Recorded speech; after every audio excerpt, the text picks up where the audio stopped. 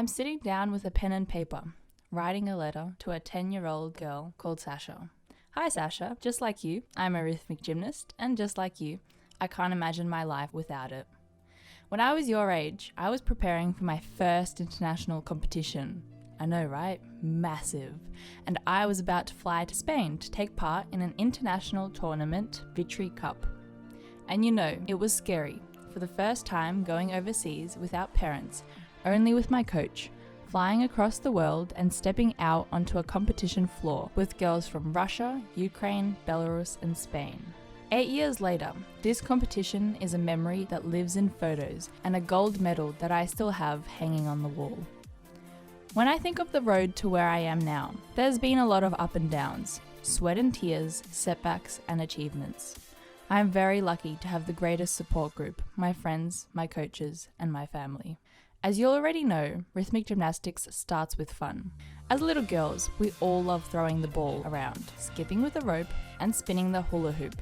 Oh, and oh my god, the rainbow-coloured ribbon and the shapes you can make with it. That could entertain us for hours. When fun gets mixed with hard work alongside a goal and a purpose, it becomes a sport. As I was growing older, my goals kept changing. The bar was rising higher and higher.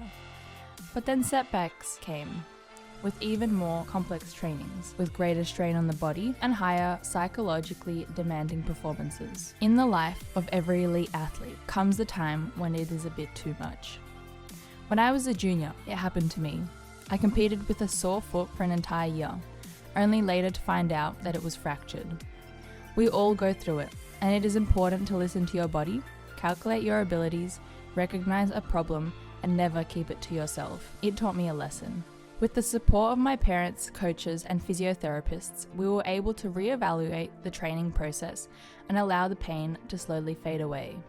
The most important thing was to keep my eyes on the prize, making the goal, once again, to be better than I was yesterday, to continue being the best gymnast that I possibly can be. In 2018, I was 15 turning 16, meaning that on the 1st of January that year I became a senior international rhythmic gymnast, shortlisted for the biggest event for the next 2 years, Commonwealth Games. The pressure was on. Only 3 top Australian gymnasts were to take the spot on the team. Australia Cup was the event where I went from unranked to top 3 in the country, with honour to represent Australia at the 2018 Commonwealth Games at the Gold Coast. Sasha, when you get to the Commonwealth Games, make sure you understand it is only the beginning of your senior career. Take in every moment, enjoy the moments to the max, and make sure to breathe. Even now, after 2 years with 2 bronze medals sitting boxed on my shelf, I remember this event as one of the hardest but happiest competitions so far.